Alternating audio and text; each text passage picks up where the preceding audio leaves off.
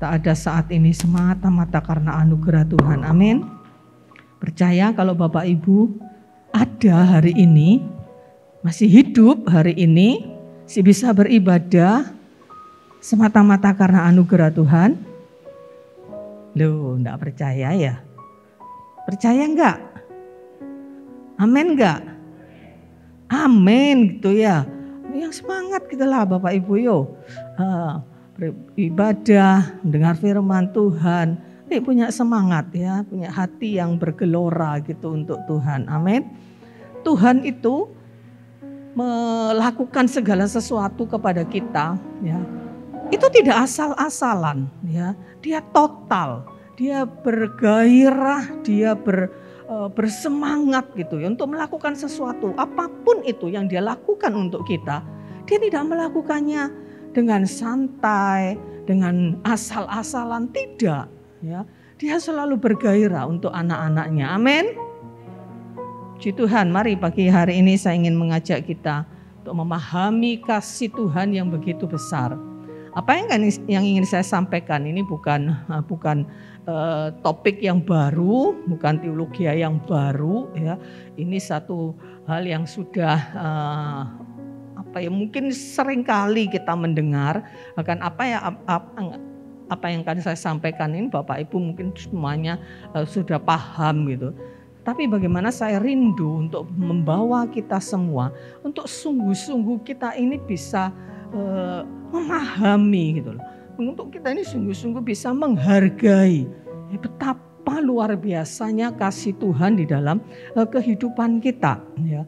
Seringkali kita mendengar tentang kasih. Ini satu topik yang umum gitu ya, yang memang menjadi ciri kekristenan gitu. Tapi yang menjadi persoalan bukan seberapa banyak kita tahu, seberapa sering kita dengar, tapi yang menjadi persoalan adalah seberapa besar kita memahami dan menghidupi kasih Allah itu di dalam diri kita. Ya, bukan sekedar pengetahuan. Ya, jadi firman Tuhan itu bukan sekedar pengetahuan, tapi sesuatu benih yang harus hidup sampai menghasilkan buah dalam kehidupan kita.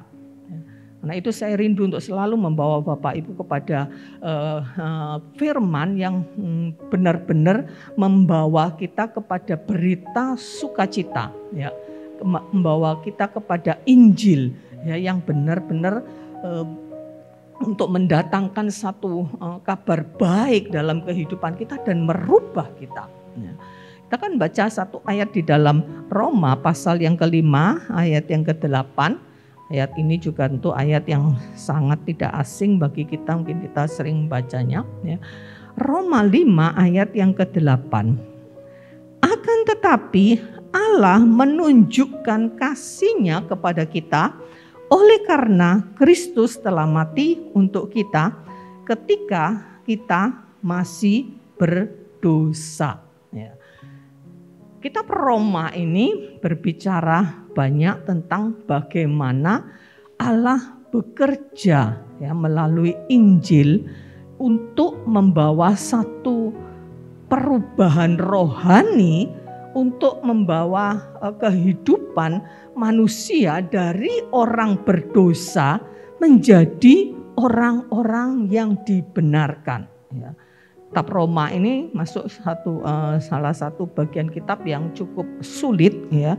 Tetapi di situ ada kebenaran yang sungguh-sungguh hakiki, ya, kebenaran yang berpusat ya kepada berita Injil Kristus yang membawa perubahan. Ya. Tidak sekedar kabar baik bahwa ada seorang juru selamat yang lahir, ya, yang diperingati setiap Natal, ya, kemudian dia mati, dia bangkit. Tidak sekedar berita, tapi bagaimana kitab Roma itu harusnya membawa setiap orang percaya itu bagaimana dia menghidupi berita Injil itu dan hidup di dalam kasih Allah menghasilkan perubahan. Ya. Nah, apa yang kita baca ini tadi, ya, saya beri judul tentang kasih tanpa syarat. Di dalam dunia ini ada hukum sebab akibat, ya. Ada hukum tabur tuai. Ya, di kekristenan, di ajaran firman Tuhan juga ada hukum tabur tuai memang. Ya, ada prinsip, syarat dan ketentuan berlaku. Ya, kita sering dengar kalimat ini ya. Kalau mungkin ada ada promo misalkan, promo di mall-mall gitu ya. Ada syarat dan ketentuan yang berlaku. Ya, ini adalah hal yang umum dan wajar diterapkan dalam berbagai aspek kehidupan manusia. Ya, bahwa hasil atau akibat itu ya ditentukan oleh sebabnya. Ya, ada akibat itu karena ada sebabnya. Ya, kalau sebabnya itu terjadi maka ada akibat. Ya. Kalau ingin menuai yang baik harus menabur yang baik. Ya, ini seperti hukum tabur tuai. Kalau mau hasil yang baik, ya taburlah yang baik. Ya. Nah, kemudian ada syarat dan ketentuan yang berlaku. Ya, dan ini memang diperlukan di hampir semua transaksi kehidupan. Demi keteraturan, demi ketertiban, ya, demi keseimbangan dan keadilan. Di dalam konteks hubungan antar manusia, ya, hal ini penting dan perlu gitu. Ada syarat dan ada ketentuan yang berlaku. Seperti saya katakan tadi, kadang kita tergiur oleh ada promo mungkin di mall-mall ya, ada diskon ya, yang sebesar berapa persen gitu. Ya, di manapun di Indomaret mungkin ya, ada harga. Ya saya tidak bilang harga minyak lah, harga minyak sekarang nggak bisa diprediksi gitu ya. Harga apa contohnya? Mungkin shampoo mungkin. Oh harganya kok murah sekali. Begitu mau beli, baru dikasih syarat, kasih ketentuan. Belanja dulu seharga 200.000, baru nanti boleh beli ini seharga itu. Sering gitu kan? Jadi di mall-mall, di Matahari ada diskon ya. Diskonnya berlaku, ada syarat dan ketentuannya. Kalau belanja sekian untuk 1 hari, ya akhirnya orang belanja supaya lebih banyak. Harusnya mau belanja 300.000 karena syaratnya harus 500.000, belanja lagi supaya dapat potongan itu. Ya, ada syarat dan banyak hal-hal. Ya, syarat-syarat yang harus diberlakukan di dalam berbagai macam aspek kehidupan. Ya, dalam satu perjanjian kerjasama usaha misalkan, ya, itu ada syarat-syarat yang berlaku bagi kedua belah pihak. Ya, ada perjanjian perdamaian. Ya, kita dulu negeri kita dijajah, ada berbagai macam perjanjian. Saya ingat dulu ada perjanjian Linggarjati ya, itu ada syarat-syarat dan ketentuan yang berlaku bagi kedua pihak. Ada ikatan apapun itu dalam perdagangan atau dalam sebuah transaksi jual beli misalkan, ya, semua ada syarat dan ketentuan berlaku dan ini memang diperlukan karena tanpa itu ya kacau nanti jadinya. Ya, tanpa itu semua syarat-syarat ketentuan berlaku itu untuk menjaga ketertiban dan keteraturan. Ya. Nah, hukum dan prinsip-prinsip di atas ya, hasil, akibat itu terjadi karena sebab ya, tabur tuai ya, itu tabur tuai itu di dalam Alkitab ada ya, kalau menabur baik, tapi itu dalam konteks hubungan antar manusia. Ya. Tetapi di dalam hubungan antara Allah ya, dan manusia dan orang-orang pilihan khususnya, hukum itu tidak berlaku. Ya. Hukum dan prinsip-prinsip di atas yang saya sebutkan tadi itu tidak berlaku di dalam relasi antara Allah dengan orang-orang pilihannya. Tidak ada syarat dan ketentuan yang diberlakukan. Hanya kasih tanpa syarat yang berlaku. Hanya kasih tanpa syarat. Ya. Kita baca tadi di Roma 5 ayat 8, Allah telah menunjukkan kasih-Nya kepada kita. Ya. Jadi kita melihat tidak ada perjanjian, ikatan perjanjian antara manusia dengan Allah. Ya. Oke, Tuhan akan menyelamatkan kau. Ya. Ada persyaratannya ini. Ya. Tidak, di sini Allah telah menunjukkan, artinya semua inisiatif itu datang dari Allah. Allah yang memulai, Allah yang berinisiatif untuk mengasihi manusia. Dan itu bukan hasil atau akibat atau reaksi dari manusia. Oh, karena manusia itu baik. Oh, karena manusia itu kan dimaklumilah manusia penuh kelemahan, manusia itu jatuh dalam dosa. Ya, tidak semata-mata karena kasih Allah. Kita baca satu ayat lagi di dalam 1 Yohanes pasal yang keempat ayat yang ke-10. 1 Yohanes 4 ayat yang ke-10. Inilah kasih itu, bukan kita yang telah mengasihi Allah, tetapi Allah yang telah mengasihi kita dan yang telah mengutus anaknya sebagai pendamaian bagi dosa-dosa kita. Inilah kasih. Ya, jadi inilah definisi kasih yang sebenarnya. Definisi kasih yang sebenarnya itu bahwa Allah yang sudah mengasihi kita, bukan kita yang mengasihi Allah terlebih dahulu. Ya. Dari ayat ini ada dua pihak, ya, yang saya beri warna merah itu ada kita, ya, ada Allah, ada kita. Ada dua pihak, yaitu antara Allah dan kita, ya. Dan hubungan ini, relasi ini terjadi hanya karena ikatan kasih. Tidak ada kondisi atau persyaratan lain, ya, tidak ada. Ya, semata-mata karena kasih, ya. Allah yang memang hakikat Allah itu adalah kasih. Allah itulah yang memulai, ya. Allah mengasihi, ya. Tadi Allah Roma 5 ayat 8 mengatakan Allah menunjukkan kasihnya kepada kita. Jadi Allah yang menunjukkan kasihnya, ya. Yohanes 3 ayat 16 mengatakan karena begitu besar kasih Allah akan dunia ini sehingga ia mengaruniakan anaknya. Jadi dalam hal ini hubungan sebab akibatnya itu semata-mata karena kasih. Karena itulah Allah mengaruniakan anaknya. Ya, Roma 5 ayat 5 juga mengatakan bahwa kasih Allah telah dicurahkan. Ya, jadi dari ayat-ayat ini ada banyak ayat yang lain yang menunjukkan bahwa Allah itu yang telah mengasihi kita terlebih dahulu dan tanpa syarat. Ya. Tanpa kondisi apapun, unconditional love. Ya, ini jadi benar-benar kasih tanpa syarat. Ya, inilah, ya, perbedaan dan keunikan di dalam kekristenan. Ya, yang berbeda dengan kultur mitologi hubungan relasi antara manusia dengan Allah dalam tanda kutip, dengan dewa-dewa atau sesembahan yang disembah manusia.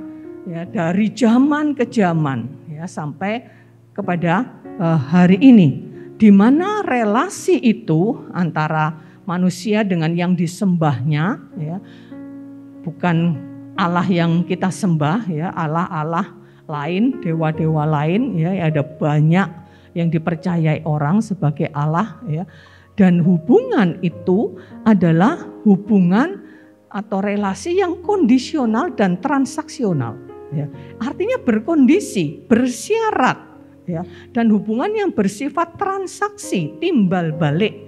Ada persyaratan-persyaratan yang lebih dibebankan kepada pihak manusia. Ya.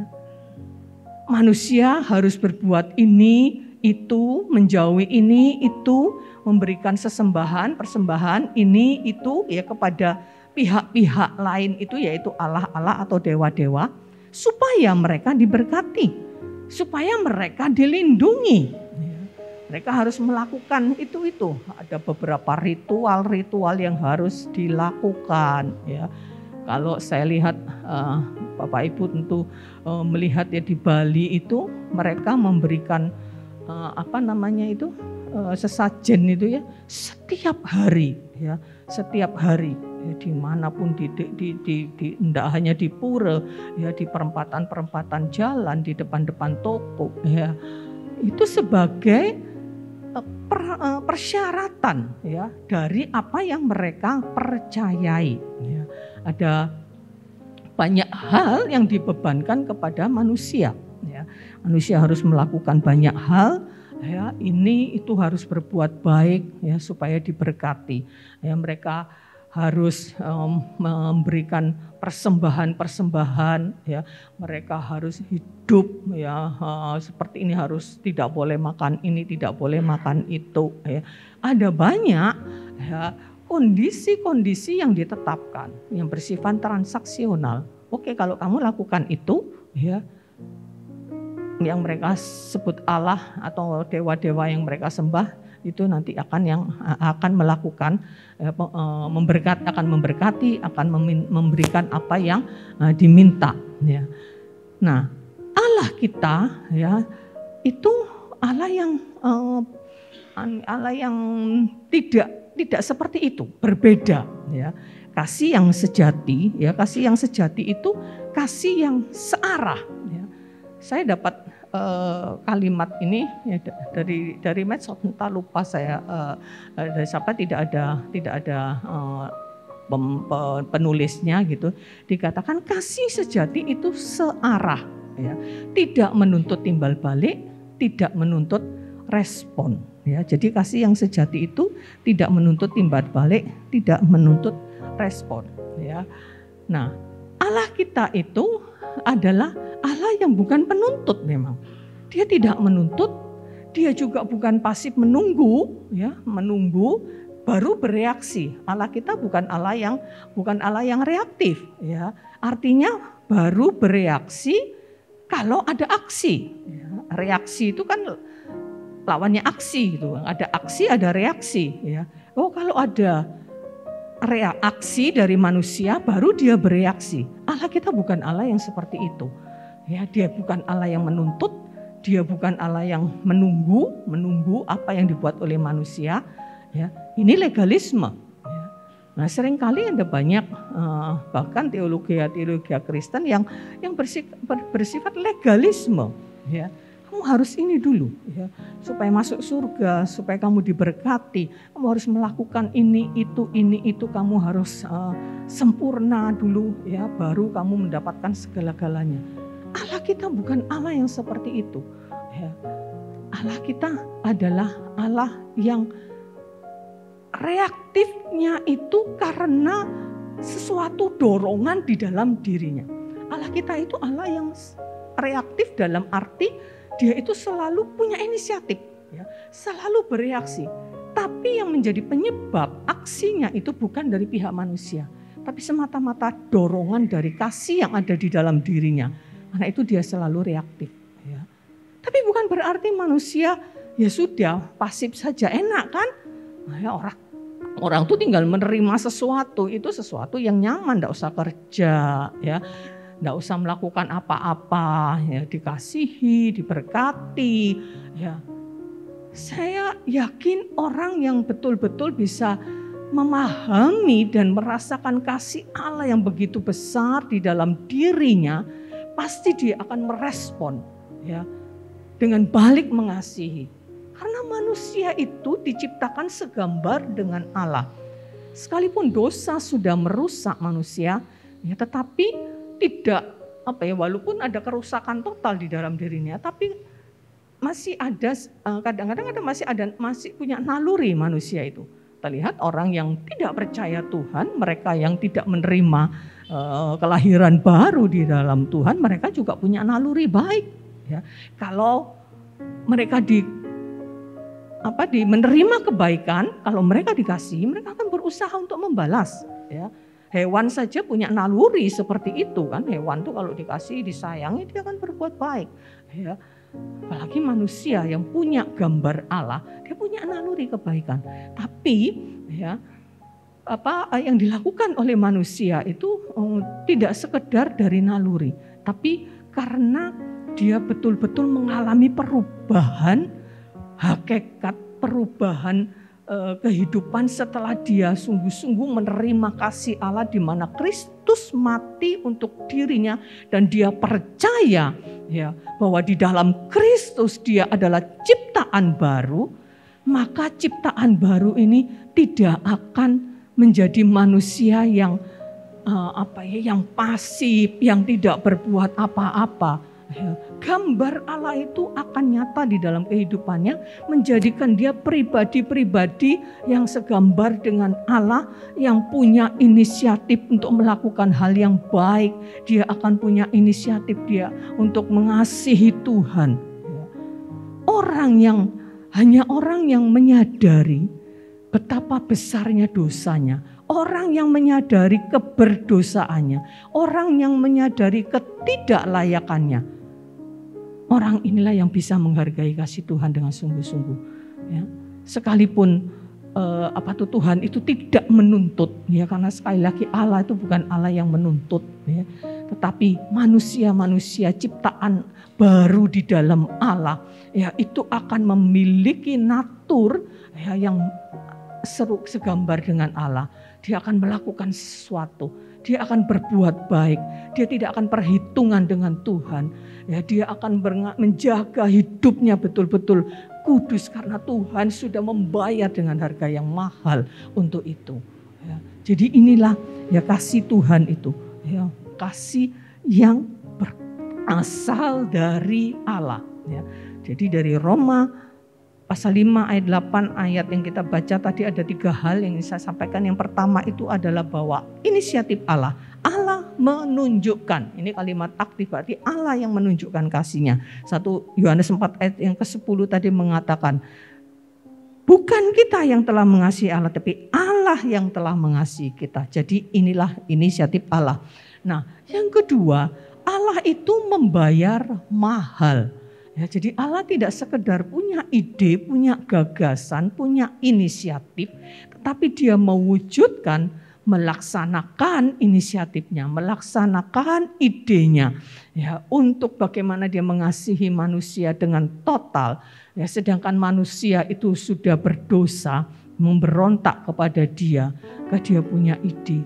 Dan idenya adalah Kristus mati untuk kita. Dan itu dilakukan. Ya, tidak sekedar gagasan, bukan sekedar ide. Ya. Dan kasih Allah itu ya diberikan secara cuma-cuma sebagai anugerah gratis. Ya. Tapi sekali lagi bukan tanpa harga. Ya. Bukan tidak bernilai dan bisa dipermainkan. Perhatikan ini. Kasih Tuhan tidak bisa dipermainkan, ya, karena kasih Tuhan itu ada harga yang dia bayar, ya. Jadi bukan ya Tuhan itu kan Tuhan Maha Kuasa, ya. Dia bisa kok menyelamatkan manusia ya tanpa harus berkorban begitu rupa, ya. Tidak, ya. Tidak ada cara lain, ya, selain harus mengorbankan Yesus Kristus. Dan harga ini adalah harga yang sangat mahal. Ya, diberikan cuma-cuma, ya, karena kita tidak bisa bayar. Diberikan cuma-cuma karena Allah sudah membayar harganya. Ya, dia mengorbankan. 1 Yohanes 4 ayat 10 tadi mengatakan Allah mengasihi kita dan mengutus anaknya sebagai korban pendamaian bagi dosa-dosa kita. Harga yang dia bayar sangat-sangat mahal. Ya, begitu besarnya harga yang Allah bayar itu menunjukkan betapa seriusnya dosa sampai harus dibayar dengan harga yang mahal. Ini yang seringkali kita abai. Ya enggak apa-apalah dosa sedikit-sedikit. Bapak Ibu, untuk membayar dosa yang kita anggap remeh, cuma bohong sedikit, ya, untuk membebaskan kita, mengampuni kita dari dosa itu, harga yang dibayar itu harga yang sangat mahal. Jadi harus kita pahami betapa seriusnya dosa itu, ya, betapa mahal harga yang harus dibayar. Tidak bisa diselesaikan dengan cara lain. Kalau ada cara lain, Allah tidak pakai cara ini. Ya. Tidak bisa diselesaikan dengan cara lain, kecuali Kristus harus berkorban untuk kita. Ini yang harus kita pahami terus, ya. Ini berita Injil yang harus selalu ada di dalam hati kita, bahwa Kristus mati untuk kita, ya. Seringkali kita Ya pikir ya nggak apalah dosa sedikit-sedikit. Seringkali kita kompromi. Ya kita pikir ya kita kan masih manusia. Ya kita masih penuh dengan kelemahan. Ya nggak apa-apalah. Ya Tuhan toh pengampun. Ya Tuhan itu maha murah, maha penuh kasih. Ya, ingat, ya, Dia bayar harga yang mahal untuk dosa yang mungkin kita anggap sepele itu. Dan Dia membebaskan kita.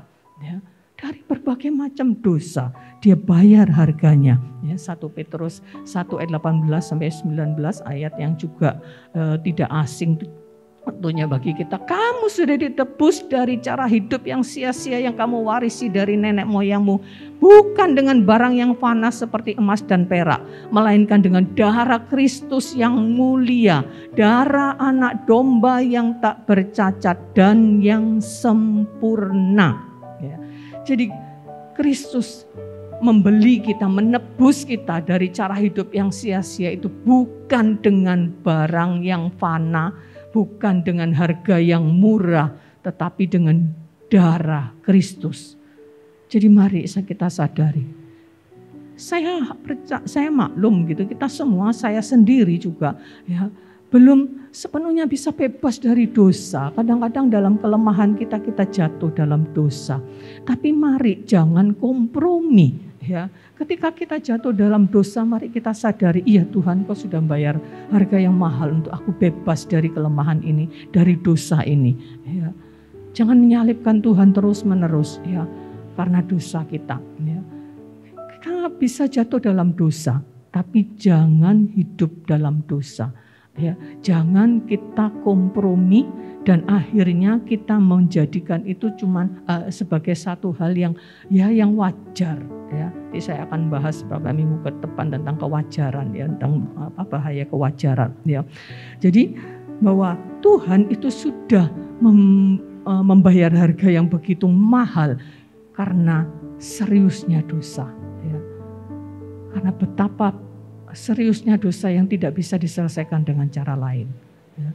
Dan begitu besarnya harga yang dibayar oleh Allah itu juga menunjukkan betapa besarnya kasih-Nya pada kita. Ya.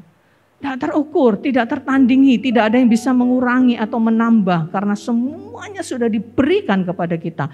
Kasih-Nya sudah total diberikan kepada kita. Karena besarnya kasih-Nya itulah Dia rela, ya, untuk membayar harga yang mahal. Ya.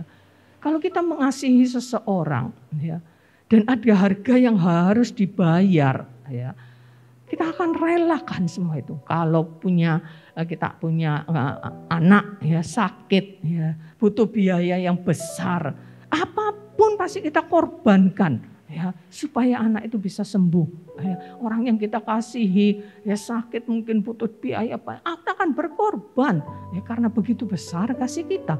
Demikian juga Allah, ya, menunjukkan betapa besarnya kasih Allah itu sehingga Dia rela bayar harga yang sedemikian mahalnya itu.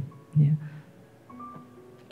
Nah, kemudian hal yang terakhir, bagian yang ketiga dari ayat itu adalah bahwa kasih Allah yang begitu besar, yang dibayar dengan harga yang mahal, itu diberikan kepada yang tidak layak, yaitu ketika kita masih berdosa. Ya, jadi ayat tadi jelas menunjukkan bahwa Allah menunjukkan kasih-Nya, ya, kepada kita, ya, oleh karena Kristus mati untuk kita, bukan kalau kita sudah bertobat, tidak, tetapi ketika kita masih berdosa. Jadi objek kasih Allah itu adalah orang-orang berdosa, orang-orang yang tidak layak. Ya. Kenapa? Karena dosa itu sangat dibenci Allah, ya, dan pasti mendatangkan murka dan hukuman Allah demi keadilannya. Ya. Demi keadilannya dosa itu pasti, ya, harus dihukum.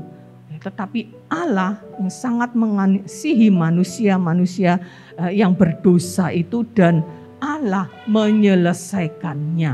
Allah sendiri yang menyelesaikannya tanpa menuntut apapun dari manusia. Tanpa menuntut apapun. Harus percaya itu. Ya. Dia membayar hukuman atas dosa. Dia memadamkan sendiri murkanya, ya, dengan korban Kristus. Dia membuka pintu perdamaian. Dia membuka hubungan, relasi dengan manusia, khususnya kepada orang-orang pilihannya. Ya. Untuk siapa? Untuk orang-orang yang berdosa ini, yang seharusnya dia tidak bisa datang kepada Tuhan. Manusia yang berdosa tidak bisa berdamai dengan Allah, ya, tanpa Allah turun tangan. Apalagi menjalin hubungan, ya, tidak bisa. Ya, karena kita tidak layak untuk itu. Karena itu begitu Adam dan Hawa jatuh ke dalam dosa, dengan sangat terpaksa Allah harus mengusir keluar, ya, dari hadapan Tuhan. Ya. Harus terpisah. Ya. Tetapi Allah membayarnya, ya, supaya manusia itu bisa kembali berelasi dengan Tuhan. Ya. Dan Tuhan lakukan itu semuanya. Nah, inilah kasih Tuhan yang begitu besar dalam kehidupan kita. Sangat berbeda dengan cinta manusia. Ya. Cinta manusia, ya, kasih manusia itu ditujukan hanya kepada orang-orang yang layak dalam tanda kutip, layak dalam ukuran manusia. Ya. Kita mungkin mengasihi orang, tidak semuanya, wah dia tidak layak dikasihi. Seorang suami yang kejam, yang jahat, ya, tidak pernah kasih nafkah, ya. Dia cuma bisa marah-marah, KDRT, melakukan tindakan kekerasan, ya, yang kata-katanya tidak pernah baik. Ya, sepertinya suami seperti ini tidak layak untuk dikasihi. Istri juga yang mungkin tidak baik, yang selingkuh mungkin, ya, sepertinya dia tidak layak dikasihi. Orang yang berbuat jahat kepada kita, orang yang sudah merugikan kita, ya, bahkan orang yang mungkin ada orang-orang yang mengalami bagaimana keluarganya dibunuh, ya. Orang-orang itu tidak layak dikasihi oleh kita. Gitu. Jadi cinta manusia itu, ya, umumnya ditujukan kepada orang-orang yang layak. Tidak bisa, ya, manusia itu mengasihi seperti itu kalau belum dia menerima kasih dari Tuhan. Ya. Cinta manusia itu sangat jauh berbeda dan menuntut timbal balik, ya. Masih menuntut timbal balik, ya. Nggak bisa nggak terus wah ya sudahlah mengasihi, tidak, ya. Menuntut timbal balik, menuntut saling, ya. Dan ini itu bukan hal yang sepenuhnya salah, gitu ya. Ya harus saling, ya. Firman Tuhan juga mengatakan saling menasehati, saling mengasihi, itu dalam hubungan antar manusia, ya. Sekalipun itu tidak juga boleh dijadikan patokan, ya, prinsip saling ini, ya, ada benernya, ada baiknya, tapi jangan dijadikan tuntutan. Oh saya sudah mengasihi kamu, kita harus saling mengasihi kan, sekarang kamu harus mengasihi saya. Saya sudah berbuat baik kepada kamu, saya sudah menolong kamu.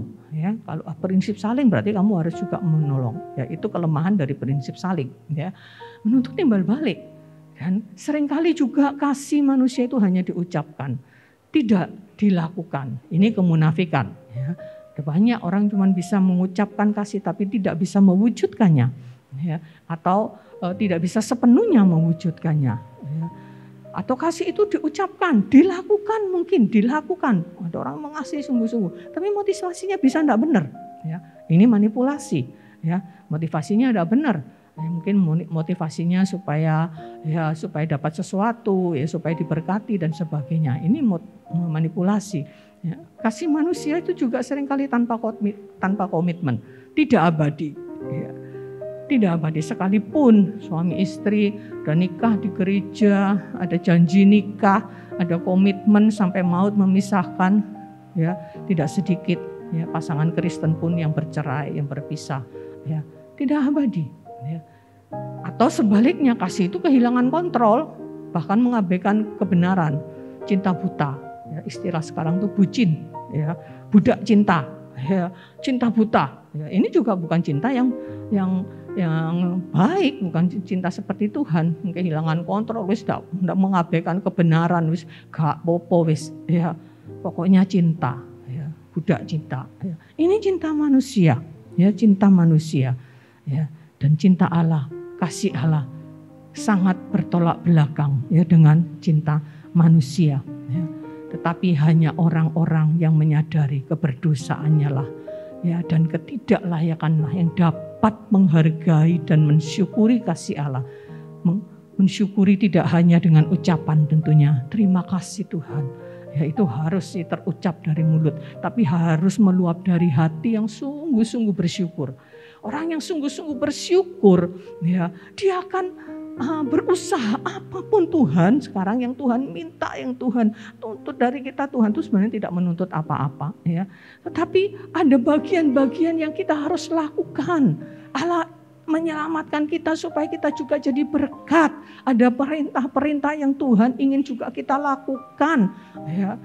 Tapi itu bukan karena Dia akan mengasihi kita kalau kita melakukan itu. Tidak, karena Dia sudah melakukannya terlebih dahulu. Dia sudah mengasihi kita terlebih dahulu, ya. Dan Dia ingin, ya, hidup kita ini bisa menjadi kehidupan yang sungguh-sungguh bisa memancarkan kasih Tuhan juga kepada orang lain, ya. Karena itu kita ini adalah orang-orang yang sangat beruntung, ya. Mungkin sangatnya tidak cukup 2 kali, sangat beruntung, ya, mendapatkan anugerah kasih yang begitu luar biasa itu, ya. Hargai itu, kasih Tuhan itu luar biasa. Dia tidak legalistik, ya. Dia tidak akan, dia kamu tak berkati. Memang ada janji-janji Tuhan yang bersyarat, ya. Carilah dahulu kerajaan Allah, maka semuanya itu akan diberikan kepadamu, ya. Kita harus saling mengasihi, ya. Kita harus menghormati orang tua, ya. Suami harus mengasihi istrinya, ya. Ada bagian-bagian yang kita itu harus lakukan, tetapi itu Allah ingin kita lakukan itu karena Dia sudah melakukannya. Ya, Dia tidak menuntut sesuatu yang tidak bisa kita lakukan, atau Dia hanya menuntut, tidak. Dia sudah melakukannya untuk kita dan Dia ingin kita berteladan kepada Dia. Ya. Barang siapa mau mengikut aku harus memikul salibnya setiap hari. Ya. Ini bukan tuntutan tanpa kasih. Ini bukan satu hal yang Allah tuntut dari kita dengan memberikan beban yang berat kepada kita. Tidak, ya. Allah sudah melakukannya untuk kita. Dia ingin kita pikul salib, Dia sudah pikul salib duluan. Ya, Dia sudah melakukannya untuk kita. Ya. Karena itu mari, ya, saya rindu untuk kita tidak menganggap remeh, tidak menganggap sepele kasih Tuhan. Ya, kita menjalani hidup, ya, begitu saja, rutinitas yang kita lewati. Setiap hari bangun pagi, kerja, capek, pulang, tidur, bangun, besok begitu lagi. Tidak, mari kita tidak menyanyiakan kasih Tuhan. Hidupi kasih Tuhan itu di dalam diri kita. Pelihara kasih Tuhan itu, syukuri dan bagikan. Ya, ini yang Tuhan ingin. Misi kita di dalam dunia ini. Ada hal-hal yang Tuhan inginkan. Ada hal-hal yang memang sepertinya Tuhan tuntut dari kehidupan kita. Tetapi Tuhan lakukan, Tuhan minta itu. Ya. Dia sudah beri modalnya. Ya. Kalau Tuhan menyuruh kita untuk kita memberitakan Injil, Dia sudah kasih modalnya, kita tuh tinggal melakukan. Dia sudah lakukan semuanya dan berikan untuk kita. Ya. Apa yang tidak kita terima dari Tuhan? Ya. Semua dilakukannya untuk kita. Ya.